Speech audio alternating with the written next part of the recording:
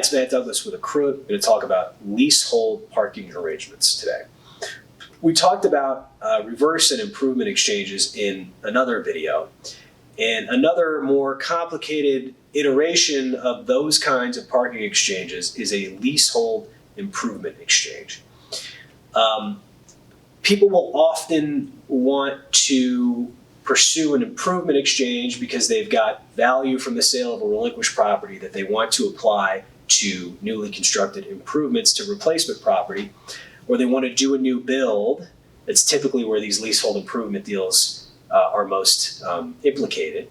But they want to build on land that either they, as the taxpayer, or a party related to them, which could be a business entity that they have an interest in, or a family member, or a different partnership that's owned by the same two spouses, or something along those lines. Different taxpayer, but related under the related party rules. Because of related party transaction restrictions, because of restrictions around acquiring replacement property from a related party, a taxpayer generally can't acquire the land itself as part of one of these kinds of exchanges, okay? Fortunately, there's a strategy to deal with this scenario. It's got IRS approval in the form of a private letter ruling, okay? And that involves an exchange accommodation title holder, or EAT for short, entering into a long-term ground lease arrangement with the owner of the replacement property, which is the related party, okay?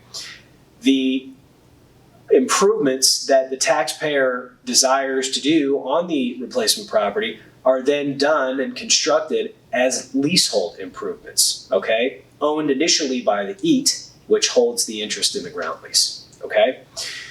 When the improvements are completed or the end of the exchange period occurs, whichever comes first, the leasehold interest is then transferred to the taxpayer.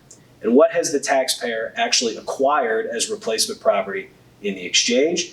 It's acquired the lessee's interest in the ground lease plus the value of the completed improvements. Because those completed improvements, the way these deals are set up, are owned by the lessee under the ground lease, okay?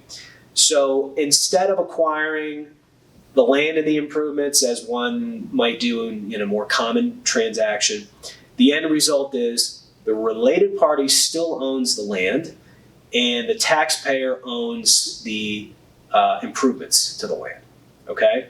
And that's a perfectly acceptable way of structuring an improvement exchange.